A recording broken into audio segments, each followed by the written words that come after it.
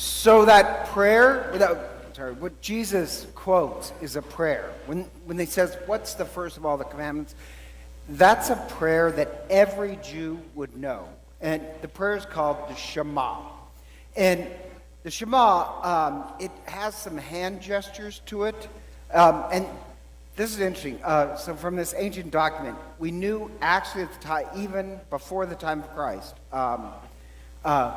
toddlers who were Jews knew the hand gestures. And so the hand gesture starts by covering up your eyes, and it starts with, listen, O Israel, the Lord your God is one. You shall love the Lord, and when you say the word love, you raise your hands. So when on the word love, you got to open your eyes. And little background, because there's this great story that in 1945, after World War II, they start to look for Jewish children. And these rabbis were told that in this monastery in France, that it's an orphanage, but it's a monastery where there were hundreds of Jewish children there. So the rabbis go to the monastery and they say, we're here to take the Jewish children home. And the priest said, well, we don't really know who's Jewish and who's not, because, they destroyed all the documentation. And so the rabbi says, oh, I can handle this. I'll take care of this. So they leave, and the rabbis come back. I forgot to tell you something. They come back before nightfall. And if you're Jewish, you would pray the Shema the first thing when you woke up in the morning and before going to sleep. So it is the prayer of Judaism. And the kids are all in their beds, and the priests are lined up, the rabbis go along, and they start to cry out the Shema. Listen, O Israel. And then they saw little kids bring their hands up to their eyes. And the rabbi said, we're taking that one home, and we're taking that one home. But I like that story because even at the time of Christ, kids learned to cover their eyes at the Shema. And I just like thinking, like it was Mary and Joseph who taught Jesus not only to say the Shema, but then to act it out. And so the Shema, it is the prayer of Judaism. Like, you would have to know that prayer. Even like, to be honest, because I am a nerd, I actually learned how to say it in Hebrew just because I'm a nerd. But then you can also sing the Shema to this Israeli tune.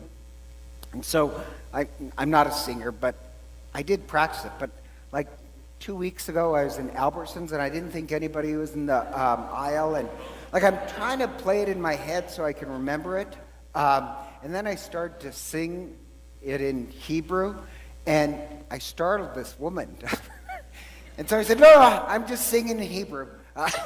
Didn't seem to calm her down. But so the Shema was so important in Judaism that you would pray it the first thing when you woke up and the last thing before you went to sleep. And I love this. In Judaism, when a child is born, you whisper the Shema into the child's ear. Listen, O Israel, you shall love the Lord your God with all your heart and all your mind and all your strength. And so in the Pittsburgh shooting, when they went into that synagogue and shot those, I know this sounds strange, but according to Jewish tradition, if you're dying, the last prayer that's on your lip, if it's a prayer that you got when you were born, and the last prayer that you say before you're going to die. And so I just imagine those people as they're shot, rather than die in fear or looking at the face of anger, I hope they said the Shema, that they'll love with, what an act of resistance to anger and fear and hatred in the world, that your dying breath is, I will love with all my heart, mind, and strength. That's, if they're faithful Jews, that's how they would have died. And So I just love that idea that, especially the hand gestures, that you get to see when you say the word love. That's when you really see the world. And so, like, I know that, like, teenagers sometimes will say to me, I don't see any evidence for God. Well, the evidence for God depends on what you're able to see and what evidence you admit. And at the time that, in the 19th century, when there's this movement towards empiricism, that if something's true, I've got to be able to see and touch it. And there's a bunch of poets the poets were rationalists, but they said, well, in rationalism, there was a response to that the only truth is what you can see. Like, what is his name? Thoreau, David Henry Thoreau. David Henry Thoreau, his response to that sort of, I've got to be able to see it, is he'd say, it doesn't depend on what you can look at, it matters what you can see. Or more poetically, he said, gosh, how does that go? I forgot the saying. Anybody know the David Thoreau one about a new dawn? Anybody Thoreau person? It's a great line. Oh, that day dawns to what you're awake, and there is more day to be dawned. What he meant is that, most people go through life emotionally with their eyes closed. Or Emerson, his mentor, said, you can only see that which you're prepared to truly see. Or the Talmud is this commentary on the Old Testament. This is one of my favorite lines too. The Talmud said, most people do not see the world as it is, they see the world as they are. And the reason why, if you're a faithful Jew, you start and end every day with praying to love with all your heart, mind, and soul, is so that you can truly see the world. Thoreau is right. It doesn't matter what you can look at.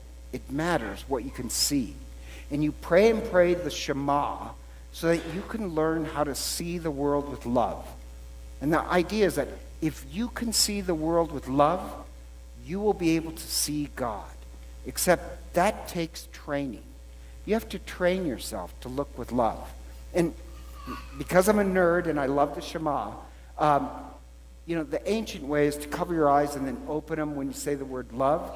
But then in modern Judaism, they also teach children the Shema with sign language. So the word, I'm not sure about sign language, but the sign gesture, I think, for here to listen is to put your hand up to your ear. But in the Shema, it does say listen. But when it says listen, the Hebrew there really should be translated pay attention. So the sign language is this gesture, meaning pay attention. If you truly pay attention to life with love, you will see God. So listen, O Israel, pay attention. Love the Lord your God with all your heart, with all your... Oh, sorry, messed up. Pay attention. The Lord your God is one. Now, the sign language for one is this. I don't know if you knew that. But in the Shema, they'll often do this. They'll take two fingers and link them together and go like this, or like this. I forget which way it goes. Because when it says the Lord God is one, it doesn't mean one. It does mean, but it means more than just one God. What it means really is oneness. That all of life, every part of life, is connected to God because God is the one source of life. So they use this gesture, meaning one connection, the oneness of God. And if you truly train your heart and mind and strength to see with love, you'll see how God is connected to everyone. So in today's gospel, when the guy goes up to Jesus, and he's a scholar of the law, and he's a good guy, and he says, what is the first of all the commandments? But by first, he doesn't mean the first. They know the first of the 10 commandments. But by first, they mean core. What is the core of religion? And what Jesus quotes is not a commandment. He quotes the Shema, the prayer that every Jew should know, to love with all your mind, heart, and strength. But then he adds, and your neighbor to love your neighbor as yourself. Then he goes even further. He not only adds that, but he makes it equal. That, to love God and love other people and love yourself, it's all the same thing. And he doesn't say you ought to do this. It's a must. God is one, you must do this. So when people say, well, I love God, but, I really love God, but the Italians, I'm a little iffy on, them and their fancy food. If you really don't love one section of humanity, then you don't love God. That's what Christ is saying.